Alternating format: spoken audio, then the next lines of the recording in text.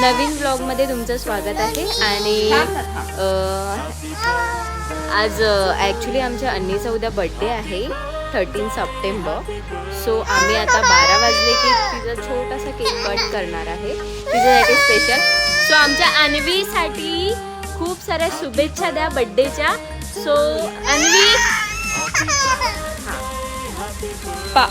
पाहू शकता आम्ही अन्नीसाठी छोटीशी पेस्ट्री आणली आहे अँड ती खूप एक्सायटेड आहे पेस्ट्री कट करायला.